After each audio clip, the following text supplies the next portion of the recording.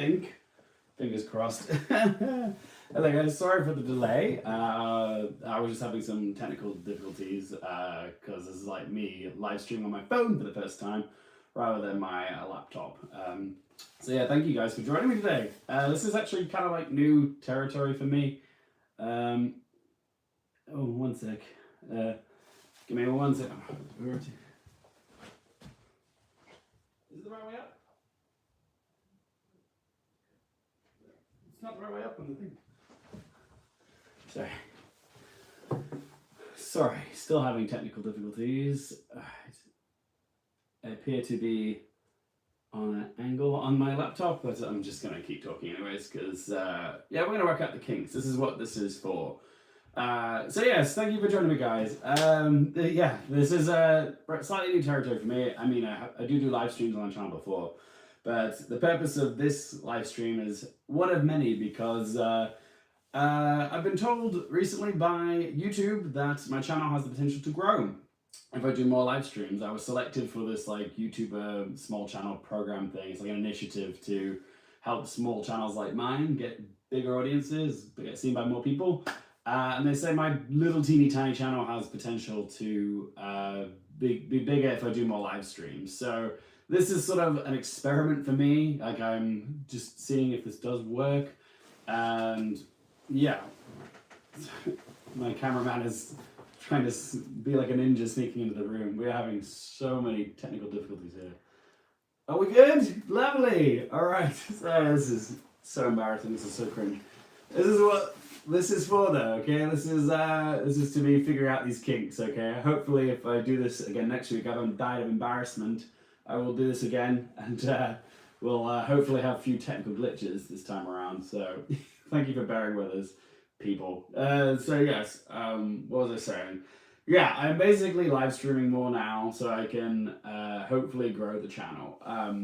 That's essentially it. So for like the next 6 weeks or so at least, I will be doing more live streams on the channel.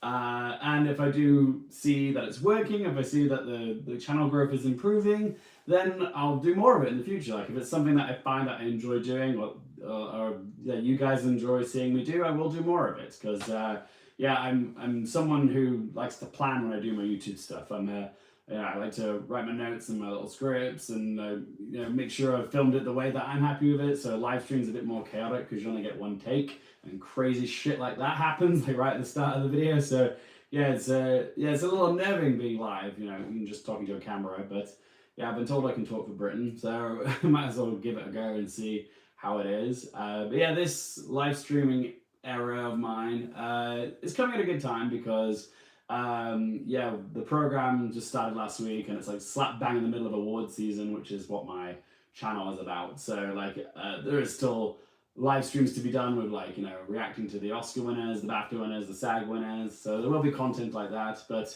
yeah, because I need to do more live streams and I need to think of more things to talk about in the live streams, I feel like this has given me a good opportunity to sort of like talk about what's going on in the world of film, TV, and popcorn culture each week. And it also gives me a chance to do some speedy reviews of films that I might not necessarily have the time for to do full-on reviews on the channel because I have such a crazy work-life balance at the minute. So I don't always have time to do full-on videos for everything that I see. But hopefully in these live streams, as like today, I'm going to give you a few speedy reviews of some films that I've seen recently. Yeah, it's because I would like to make their own videos on those, but yeah, I just don't have the time, so I can just squeeze it into here. And yeah, there's even potential for me to like talk about my personal life as well, like things that are going on in my life outside of the world of film and TV. I do have a life beyond going to the cinema. So yeah, I will be also answering your questions that you guys might have about anything that's going on in the world of film and TV.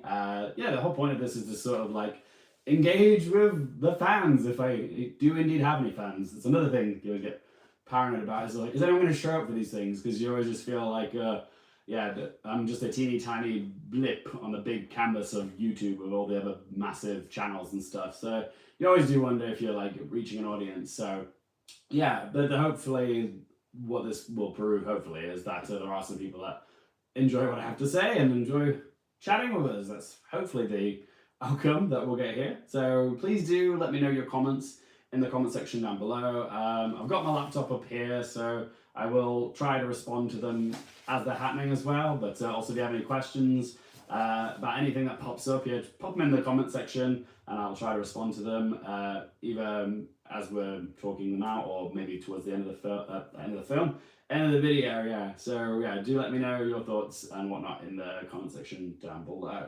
So yes, been babbling on a lot. What am I going to talk about in this video?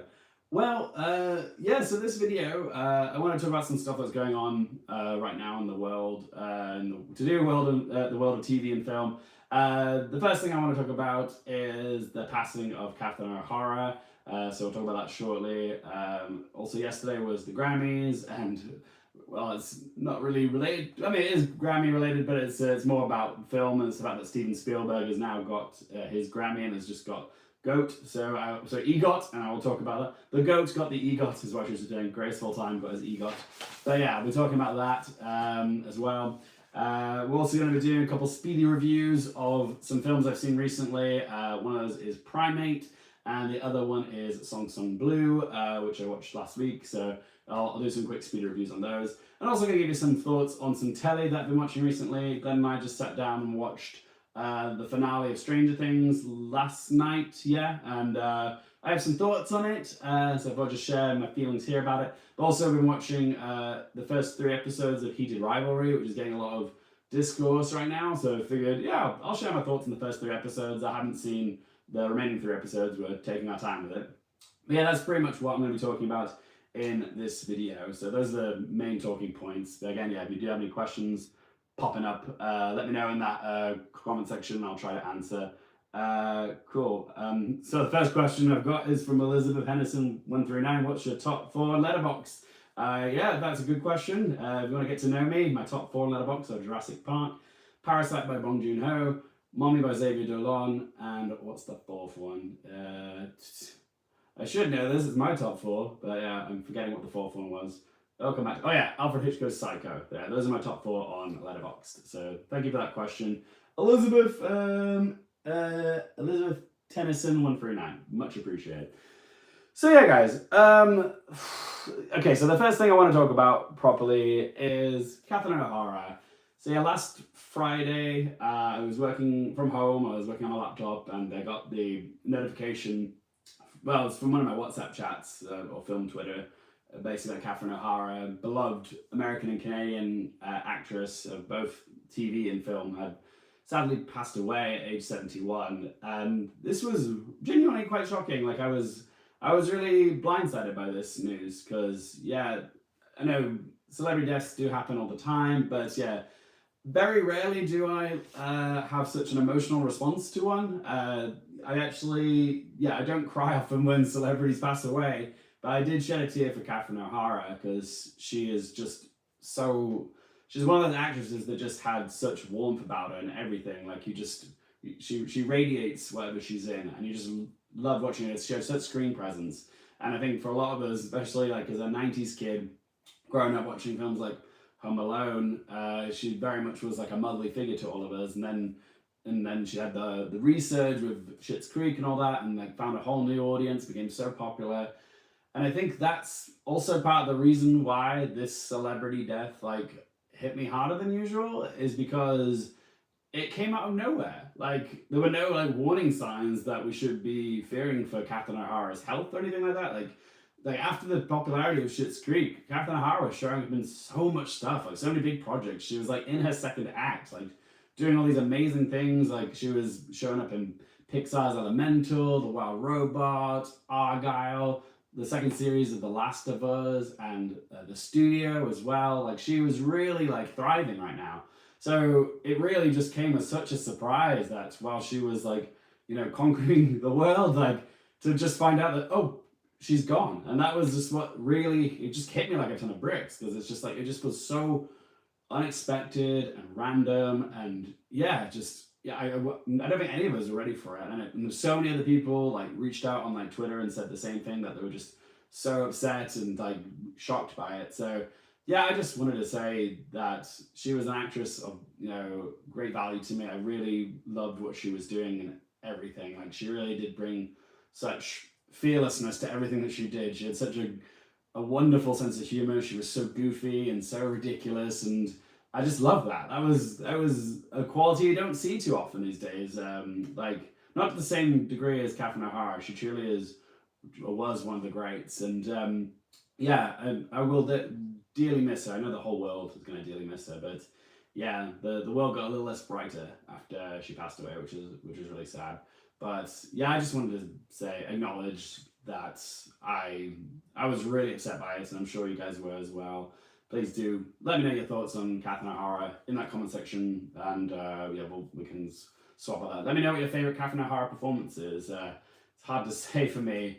I mean, I feel like Schitt's Creek, the whole journey with Moira is just wonderful. There's so many Moira expressions that, you know, like that. Yeah, there's so many beautiful moments in Schitt's Creek that just live in my head rent free. Just like, David, stop acting like a disgusted pelican. Alexis, Turtle's doing that Pet's make.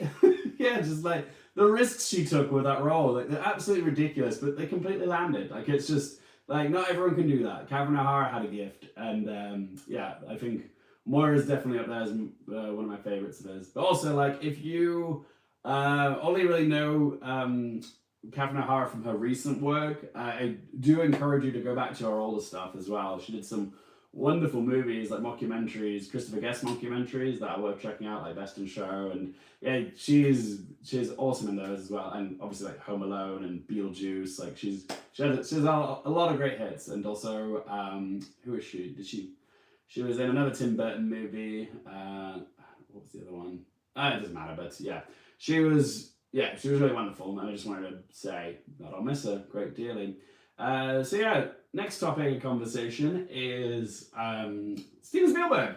Yesterday won a Grammy, which is kind of weird. It was for his the documentary on Disney Plus, the music of John Williams, and he's finally completed the EGOT. He was just missing the G because he got 2 Oscars, the Emmy, and what was the other? Grammy, Emmy, Golden Globe.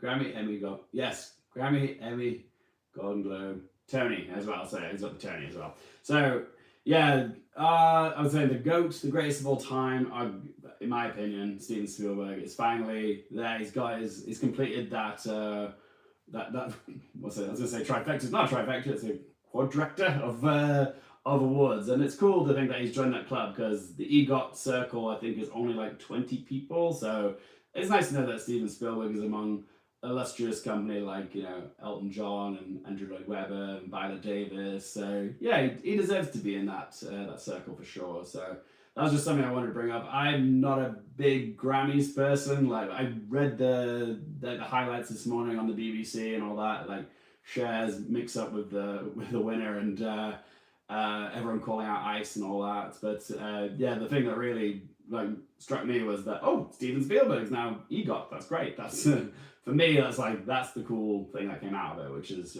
really sweet because I didn't even know he was even nominated. So I woke up and was like, oh, Steven Spielberg's EGOT. Good for him. Yeah, and feels right. Feels correct, doesn't it? So yeah. So love that for Steven Spielberg. So massive congrats to him. So anyways, let's move on to the next. Oh, hello. Someone's just tipped us. Thank you very much. Elizabeth T. Hennison, 199. Thank you very much. That's very kind. I didn't even know you could tip on here. So it was very, very generous. That's very, very sweet. Thank you very much. That's very kind.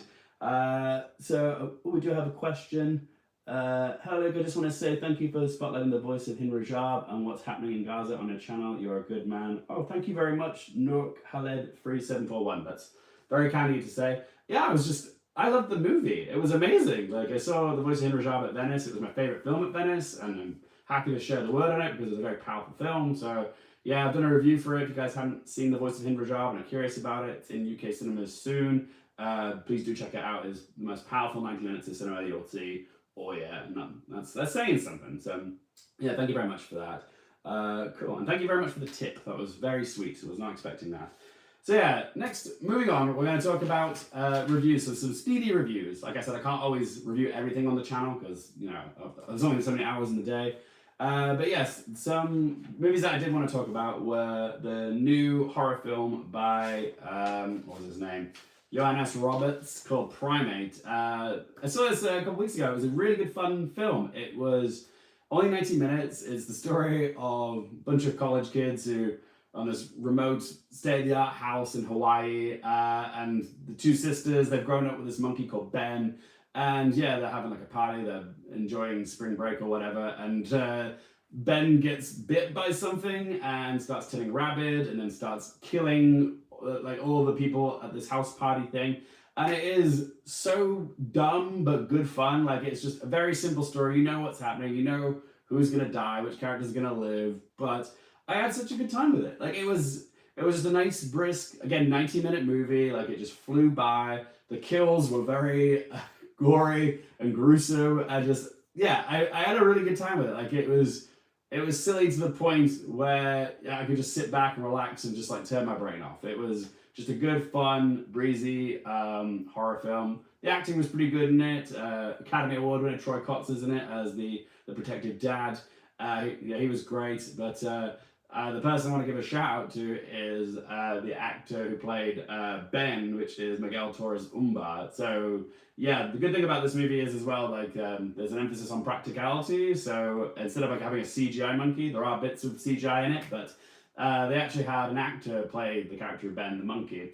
And yeah, a fun little tidbit for you, the guy that plays the monkey is actually someone that I used to work with at Secret Cinema, Miguel Torres Umbar. Very lovely chap, and it's so nice to see him getting work like this. This is phenomenal. So, and he was so good in it. Like there's moments in it where you're very, where he has your heart. It's very sweet, and he's just very affectionate. And there's other bits where like he's terrifying. Like, you know, he's pulling things off of things, smashing things into skulls. It's a very versatile performance. Yeah, and. Yeah, not many people will know this, but there's a human cameo of Miguel in the movie as well, right? At the start of the film, when the girls are boarding on the plane to Hawaii, if you look across the aisle, you'll see Miguel in human form. So yes, he does show up as a human in this film as well as the monkey. So yeah, just massive congrats to him. Yeah, the film is very predictable, and like my friend Harry pointed out that the lighting in it is a bit, it's a bit rough. Like, there were certain scenes where it could have been shot could have been lit a bit better, but generally I still had a good time with this. Like, it's a fun, like, bloody, very over the top type of like animal gone rabid horror. So if you're a fan of that, it's worth checking out. I give it like a solid 6.5, 7 out of 10. Like, it was a fun time at the cinema, nothing groundbreaking, but it was a good time. I had a good time, and I could happily watch it again. And then the second film that I want to talk about is Oscars adjacent, because if you guys are familiar with the channel, I love talking about award season, particularly the Oscars. And it was to do with Best Actress. The last performance I needed to see from the 5 this year that were nominated was Kate Hudson for Song Sung Blue. So I seeked it out, and I watched it, and I thought it was fine. Like, it's by Craig Brewer. It's basically the story of a married couple played by Hugh Jackman and Kate Hudson, who they're called Lightning and Thunder. They're acted as a tribute act to Neil Diamond. And they are, yeah, it's a very sweet, lovey-dovey type film. It's like a romance. It's also like inspiring, so like biopic of, you know, 2 scrappy musicians who did some pretty cool stuff. They got some pretty good gigs as this Neil Diamond tribute act, and it's very lovely. But like, the film overall, I just thought was so beige. Like, I don't know, I just found it so bland. Like, I think in my tweet I said it's just CCC, which is conventional, corny, and cliched. And those things aren't necessarily bad, like, but I was just watching, I was going through the motions of watching like a very standard sort of biopic. Like, there's no risks taken, like, visually or storytelling wise. It's just very A to B. And like, you can see probably what attracted Kate Hudson to the role. Like, you know, it's a woman she goes through some pretty big hardships in this. I don't want to spoil it for you guys, but yeah, something happens to her halfway through the movie, and yeah, she has to adjust to her new circumstances. And yeah, you can see why Kate Hudson was attracted to the role, because you know, there's a lot of tragedy in it, and she also got to sing.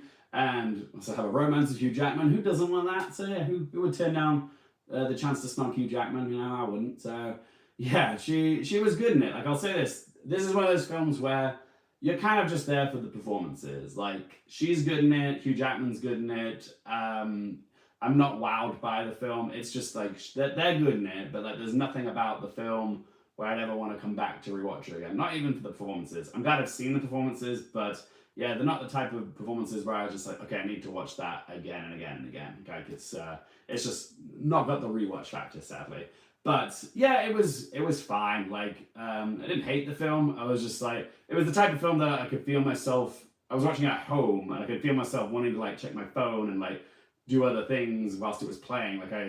Like it's that whole second screen thing. I don't want to be that person that does other things and like is checking their phone whilst watching movies. But yeah, this movie wasn't really holding my attention. I felt it wandering. So I was like, yeah, that's not a good sign. So yeah, Song Sung Blue, it's okay. I don't really. If you're a fan of like catching the award season movies and want to see all the best actress contenders, yeah, go see it. It's literally the only nomination that Song Sung Blue got. So yeah, if you want to see it for Kate Hudson's performance, go for it. But yeah, I don't think it's like something you have to go out your way to watch. It's fine. If it's on a plane and you've got nothing else to watch, yeah, check it out. It's not. There's worse ways to kill 2 hours. Oh, so that's another thing. It's quite long. It definitely felt like it dragged on. More than it needed to as well. Like it could have been an hour and a half, but it went on and on and on, and it's like I was ready for the movie to end. But yeah, I didn't hate it, just didn't really dig it. So, and I know some people really love the movie, but yeah, I'm just like Kate Hudson, Hugh Jackman, they're good in an average film at best. So yeah, I would give Song Sung Blue a 4.5 out of 10. So make it that what you will. Yeah, but yeah, we talked about movies that I've watched lately. So now I'm going to talk about some telly. We're going to talk about Stranger Things, the finale, season 5, which Glenn and I only just watched last night, which is like February now. Which is funny because I think the final episode premiere was at New Year's Day or something, so it's been like a month since it's gone. So I know this is coming late.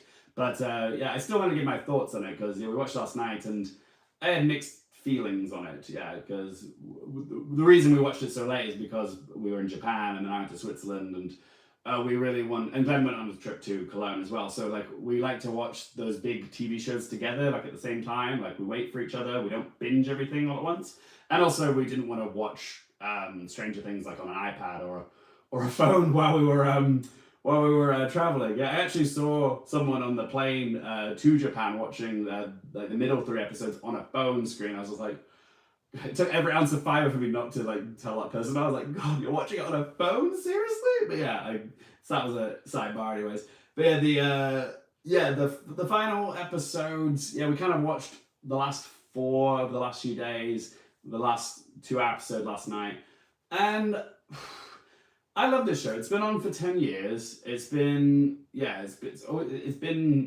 part of our lives for 10 years. Like someone said, like Stranger Things started back when Obama was back in office, which is kind of scary to think. So yes, 2016, simpler times, yeah. But yeah, Stranger Things I've enjoyed. Yeah, every season I've really enjoyed. Like I've enjoyed them at varying degrees for different reasons.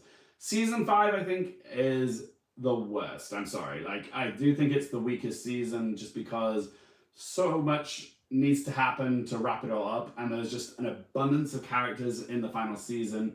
With so many of them not having anything to do, it's actually quite annoying. It's just like, why is this person here? Why are all these people in Will's coming out scene who don't even know him? I'm like, why is there an audience like this?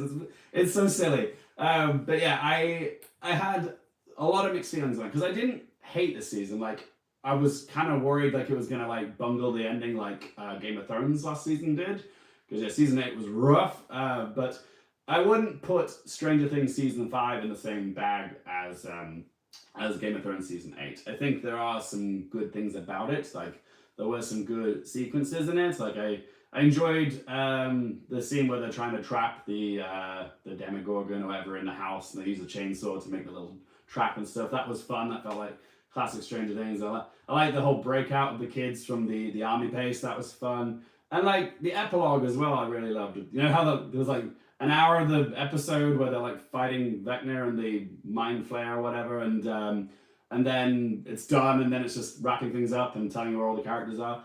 The actual epilogue I quite liked because that felt like classic Stranger Things. That was like really sweet and sentimental. It was like the kids back in the basement came full circle playing D&D, and it was really nice and wholesome, and just that felt like the magic of the old like Stranger Things gone by. And sadly, the rest of the season was just kind of like gobbledygook. It was very much like just fine. Like, it's hard to say. Like, it just feels like this season like has really been hurt by this whole Marvelification of the media we're consuming, because like this whole big CGI battle of the kids going up against this big, you know, spider monster thing at the end, which only lasted like 5-6 minutes. It was just like the quickest battle ever. It was just like, okay, yeah, sure, whatever, but I don't know if I needed it. It was just like, it was fine, but it's just empty spectacle, really. I don't think I was like that wowed by it. But again, there were moments in it. The best things about Stranger Things are the character stuff, usually. It's the dynamics, you know, of the kids that made it really fun and really good. But yeah, those moments are a bit few and far between for me in season 5. But yeah, it had its moments. It was just, overall, I feel like Stranger Things just sort of like, it was fine, like the finale. It could have been worse, it could have been better. Like, there was a lot of pressure on it to like live up to expectations, but I wasn't crazy about it, sadly. So yeah, but do let me know your thoughts on the Stranger Things finale season 5 in the comment section as well. I'd love to hear your thoughts on what you think of the last season. I know it was like a month ago, so re-jog your memories.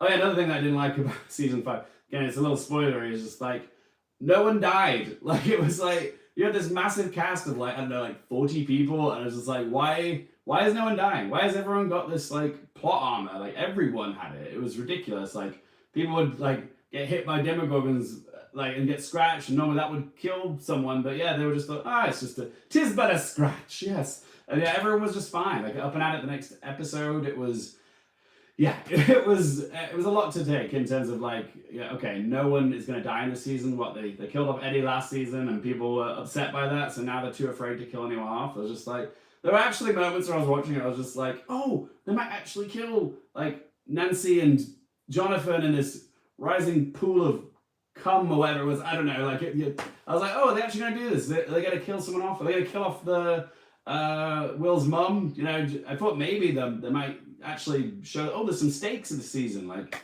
but no, no one died apart from like the one girl, number 8, or was her name Callie? Yeah, and like that was a character like no one had any attachment to, because like they were in one episode in season 2, and yeah, then they brought them back for the final season, but no one likes that character really or cares about that character. So when she died, it was like there's no weight to it. Like, no one felt anything. It was just like, oh, okay, sure.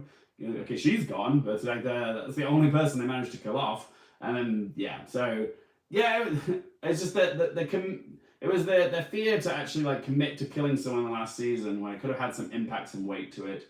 Would have been nice, but yeah, this just felt so. Again, it was kind of bland. It was just like, because it didn't really take much risks. Vecna seemed really easy to kill as well towards the end as well, rather than, you know, the last season where he was like an unstoppable force, and then just in this, like, yeah, they vanquished him really quickly, and I was just like, sure, yeah, whatever, I guess I gotta wrap things up. So, yeah, my feelings though on Stranger Things is just like, it's a shame that's, well, it's not really over, is it? They're of course gonna milk this, you know, show into sequels and spin-offs, you know, for what it's worth. I'm sure Stranger Things isn't going anywhere. It's got the show on the West End as well, so yeah, it's not the last we're gonna be hearing of Stranger Things for sure, but yeah, the TV series though, I wasn't crazy on, but yeah, I've prattled on about that a bit too long. So yeah, we've done Stranger Things. I'm going to talk to you now about another film that's been, so not film, TV show that's been making waves, especially like in the gay community, is Heated Rivalry. So yeah, this show like started in Canada. It's like made it to America, and like the UK got it, I want to say like mid-January. Like we finally got the show dumped on Sky, or now TV, and that was another one, because we heard so much chitter chatter about it, how, you know, the gays were loving it. It was just like, well, we should give it a go, see what it's all about. And so yeah, we've watched the first 3 episodes so far. We've got 3 more to go, and I'll be honest, like, I didn't quite get the hype with the first 2 episodes, because the first 2 episodes are chaotic, like, to say the least. Like, there's so much going on, there's so many time jumps, the editing is so frantic and so fast, and yeah, there's just a lot. It's very in your face, the first two episodes in terms of the storytelling, and yeah, it took me a while to like really get into it, but honestly, the third episode though was where I actually started to find myself liking it. And it's funny because the third episode's the one where they sort of step away from the two lead guys and they focus on the other hockey player from the other team who starts secretly dating the smoothie guy, whoever it is. And that episode actually started to like make me soften to it because this actually felt like meaningful storytelling. Like there was, even though it felt like it was a movie condensed into an episode of TV, like from flirting over the counter to secretly dating to, you know, trying to buy artwork for a flat together, is like, and then breaking up, whatever. Like it was a lot in one episode, but I don't know, it just felt like meaningful storytelling. It was actually really lovely and very tender, and that was the point where I was like, okay, now I'm starting to like this more. I'm actually starting to feel emotionally invested in it.